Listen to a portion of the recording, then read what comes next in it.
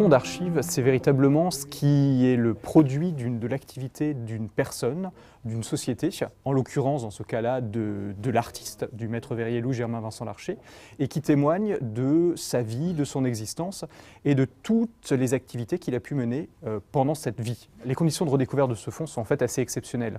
Vincent Larcher cesse de travailler en 1886 et en fait derrière lui, son fonds d'archives est complètement fossilisé. Et c'est sa famille qui va le préserver pendant presque près de 200 ans. Et le dernier descendant de cette famille, Olivier Gaillot, va contacter le département de l'Aube et proposer en dépôt puis en don ce fonds. C'est un fonds qui concerne à peu près 11 palettes de documents, avec des documents de format extrêmement divers, depuis des petites feuilles de format A4, A5, jusqu'à des plans de très très grande taille, les plus grands faisant près de 5,80 m de long.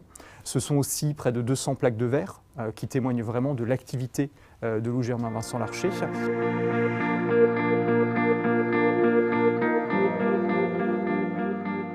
Il s'agit d'un patrimoine culturel local et qu'il faut à la fois le préserver et le faire vivre. Nous avons eu de nombreux maîtres verriers dans l'Aube et souvent au décès du maître verrier ou au moment de la fermeture de son atelier, le fonds est dispersé et quelquefois amené à disparaître. Donc là, nous récupérons des fonds dont nous avons toute la compétence avec les archives départementales pour les restaurer, les classer surtout, et puis ensuite avec la Cité du Vitrail qui a pour mission de faire des expositions permanentes et temporaires. Nous avons déjà eu un fonds qui est le fonds Vincent Larcher et nous avons en 2014 pu avoir le fonds Vinum qui est un fonds du XXe siècle, celui-là, sur 4 générations.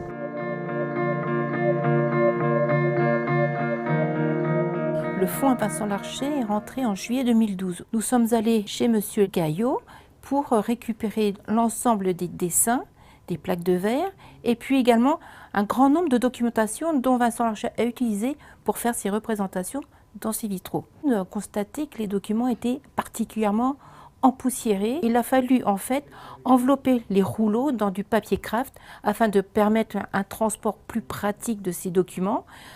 Les plaques de verre ont été conditionnées avec de la mousse, puis dans des bacs en aluminium. Au mois d'août, donc, j'ai procédé à un état des lieux de ces documents pour voir un peu dans quel état ils étaient, pouvoir donner une dimension, voir si effectivement il y avait de la moisissure, s'il y avait des déchirures, des lacunes.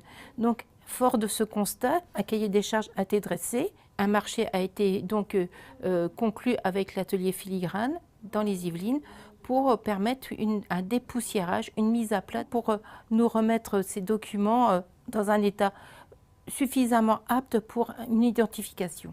Et donc là, c'est Daniel Minois, qui est comme historienne de l'art, qui très aimablement s'est proposé pour faire une identification de chaque dessin, en nous indiquant toutes les annotations possibles, tracés des plombs, dates, monogramme de Vincent Larcher. C'est donc elle qui a fait le travail tant au niveau des cartons de dessin, des plaques de verre et de toute cette documentation qui est quand même très riche.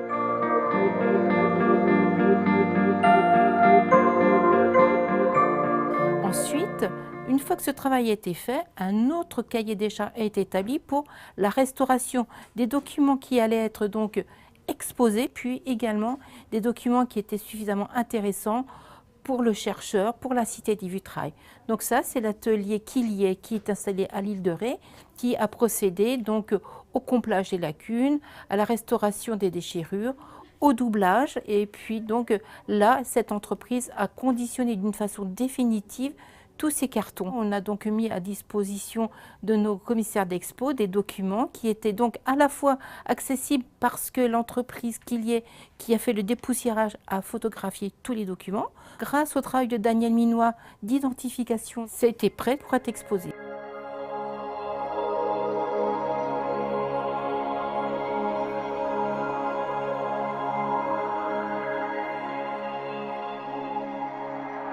La valorisation de ce fonds d'archives, évidemment, c'est une nécessité. Donc c'est passé par une exposition, donc avec un véritable travail scientifique de mise en valeur de ce fonds, de replacement de Vincent Larcher dans son contexte, et puis la diffusion, parce qu'une exposition, ça ne dure qu'un temps, même si là c'est près de 6 mois, ça passe aussi par un catalogue, et un catalogue qui se doit être un outil scientifique, mais un outil scientifique accessible à tous. Ça ouvre de très belles perspectives pour la Cité du Vitrail dans sa version étendue, puisque maintenant que nous avons su gérer un fonds complet, le département est tout à fait en mesure d'accueillir d'autres fonds de cet ordre-là, de la même période ou plus récents, pour les mettre en valeur, pour les restaurer et pour nourrir avec cela le propos de la Cité du Vitrail et l'information qui sera donnée à partir de là au plus grand public.